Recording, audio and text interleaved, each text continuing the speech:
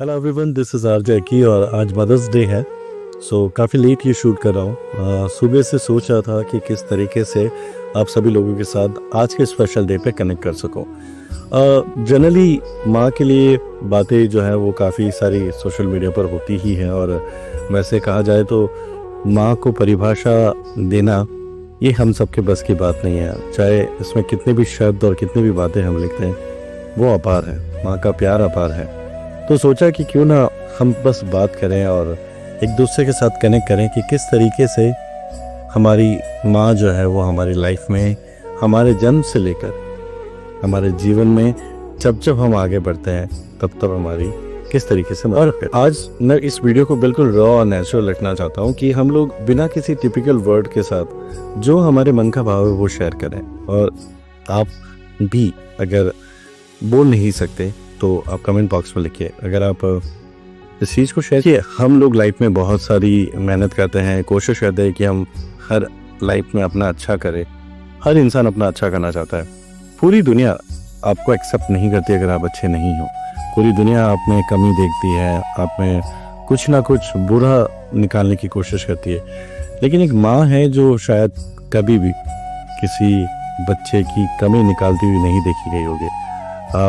आप अपनी माँ के पास जब जाते हैं तो आप किसी भी तरह की प्रॉब्लम्स को लेके जाएं, आपको उसका सॉल्यूशन 100% मिलेगा। एक चीज़ आपके साथ और शेयर करूँगा कि जैसे घर के अंदर बहुत सारे लोग हो और माँ नहीं हो, फिर भी वो घर नहीं लगता।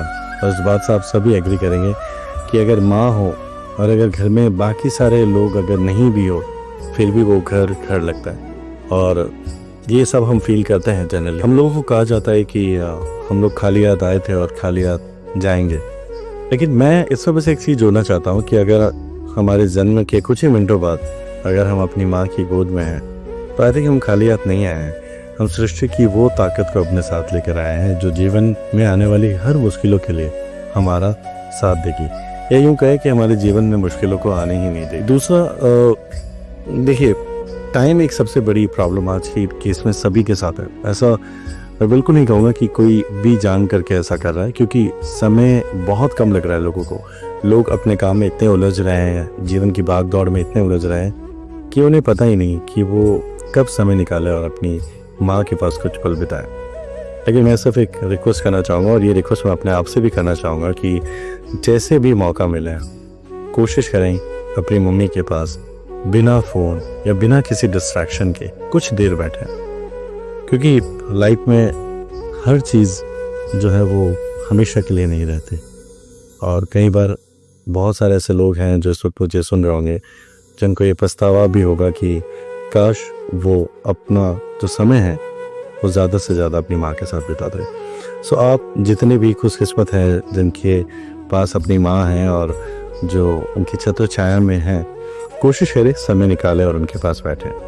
एक छोटा सा किस्सा आपके साथ शेयर करना चाहूँगा। जब स्टूडेंट था, स्कूल लाइफ थी, एकेडमिक लाइफ में मेरे 4 बोर्ड थे क्लासेस, 5th, 8th, 10th और 12th। माँ का होना और माँ के नहीं होने पे कितना असर कर सकता है ये मैं आपको बताना चाहता हूँ। 10th की अगर हम बात करें, मेरे ऑलरेडी 5th, 8th, 12th में मैंने बहुत अच्छा स्कोर अचीव किया, जो भी मैं कर सकता था। लेकिन मेरे पोटेंशियल के हिसाब से 10th में मेरे सबसे लो मार्क्स हैं compare to other board exams. और उसके पीछे सिर्फ एक ही रीज़न था, सब कुछ वही था, मैं पढ़ने वाला भी मैं ही था, सारी चीज़ें सराउंडिंग वही थी। बस कमी थी मेरी माँ की, जो मेरे पास उस बोर्ड के एग्ज़ाम में नहीं थी।